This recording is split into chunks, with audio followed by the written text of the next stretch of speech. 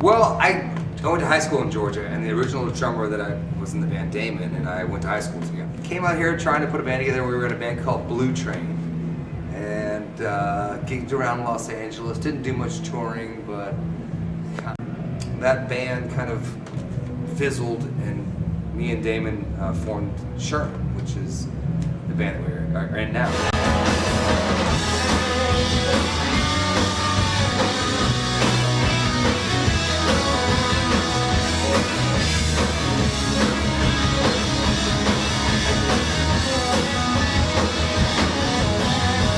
Couple early EPs. Yeah, we started out with a couple EPs.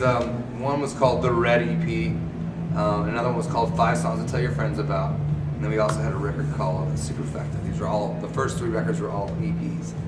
And those were all independent? They're all independent. I think it was just easier for us to make those. We didn't have time, we didn't have money to be in the studio to make records, really. So we'd go in on one afternoon and just cut, 5 songs, background, overdubs, vocals, everything, and that's kind of would be a weekend's worth of work, and so we would release those as kind of like these recordings of weekends, and through that we got a record deal with Vanguard, and they put out our first full-length record, which was called Jubilee. And then we've a few years back, if I'm not mistaken. A few years back, yeah, about 3 years back, and then we did a live record on our own, and we made another album called Waiting for the Sunset, and just recently we've sold that record to Sustain Universal Republic, which is Sustain is a subsidiary of Universal Republic. They're going to be releasing the record on September 1st. The record's done. We actually we had recorded the record and released it out of the back of the van. Never sent it to a radio station. Never really did much publicity with it. We didn't send it to newspapers and all that kind of stuff. We couldn't really afford to. We were out on the road and kind of living hand to mouth and touring, and we were lucky enough to make our living touring. I mean, most bands, are working day jobs, but at the same time, there wasn't a lot of just extra money for us to go and, hey, let's throw 10 grand on making, another record, or sending this out with a big promo package and all that kind of stuff. And I think we were kind of just going back to the roots of, let's just make music for music's sake and not really try to sell it per se. And when this Sustain deal came with, we started talking with the president of the label and talking about what we should do. He basically just asked me, hey, what about Waiting for the Sunset? Have you guys ever sent it around to radio? Have you ever given it a press, press releases and all this kind of stuff? And we were like, no, not really. We just kind of stole it out of the back of the van. He said, I think the record deserves a shot. I think we should put some money behind getting it out there so people can hear it. And in lieu of us making a new record and recording some new songs, and then we decided that there was a couple songs on the record that we wanted to re-record. So we did, and we also cut a new song. Yeah. We're really excited. I'm really excited for it to kind of get the treatment, of what our first record got, which was being able to get into the magazines and different venues and things that kind of help a band propel its career from being a bar band to bands playing theaters. Well, we had a really good producer, a really good friend of ours. Okay. Produced the record. I named Danny White, and he was in a band that we had toured with named Roger Klein, the Peacemakers, and the studios in Tennessee. Yeah. And he just really shaped the songs, and he really helped us make an album out of some song ideas. When we started talking about going in and recutting songs, there was part of me that was a little standoffish or a little timid to say, oh, let's go recut stuff, because I look at albums like pictures. An album is like a recording of a band at a certain time.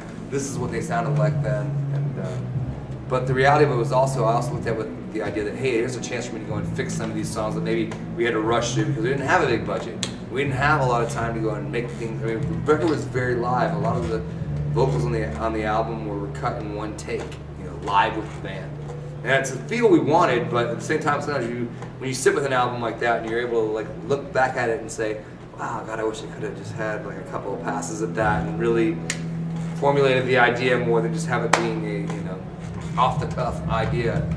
And but there's a debate on it, which is better, to be able to have the spontaneity of making a record as a live band or being able to sit and make a record for a year. I've never had that, option. But made a couple recordings out in Austin, really close to our house, in this really comfortable studio, and it just we had difficulty with one of the songs, but I think it's like one of the best songs we've ever recorded. And initially we were saying it wouldn't be on this record; it'd be for the next album to come out next year. You're talking the new one, not the new records. Okay. And I don't know. I think we just kind of all fell in love with playing it. We ate lunch and then we rocked it. Yeah, that's how it works. Well, you guys, I've always see you guys as a live band, right? I mean, so recording live is probably a good idea to some degree, right? So you can get the best of both worlds. We have a lot of practice. If we can't do it live at this point, then we need to get a different drummer. You don't want to forget that when you get the greater budget, right? When you get the greater budget next time, don't forget that, right? Because you don't want to go back and say, "Yo, this is nuts," right? When you get too meticulous. Yeah. I think we've kind of built our reputation as a band that's just played over 1,000 shows, and our live show is our thing. So for us as a band to go in and cut live is not a big stretch. But yeah, it is kind of nice to have the ability to really formulate songs and take some chances in the studio too, which is probably what we'll be doing on our next record. We're going to record them at the beginning of 2010. We're doing some recordings with another guy at the end of the year here too. So we've got some projects that we're working on. We're going to be touring our asses off. So it's basically, it's going to be a really busy year.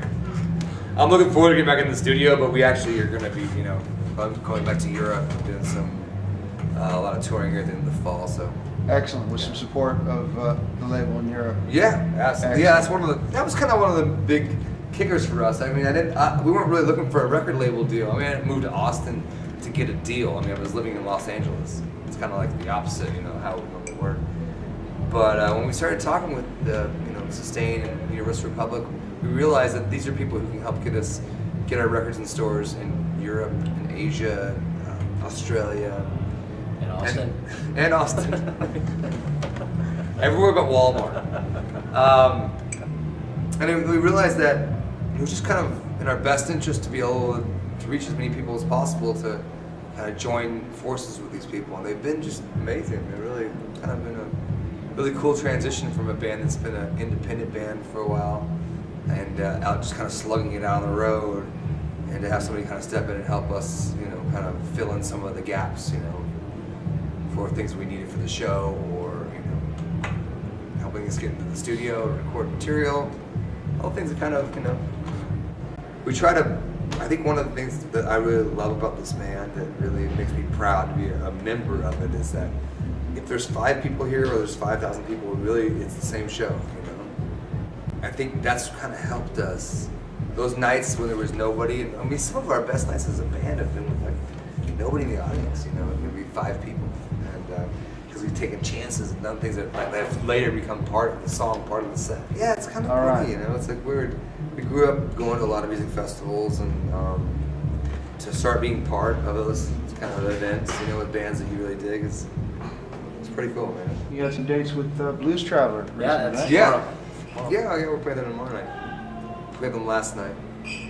This is our night off.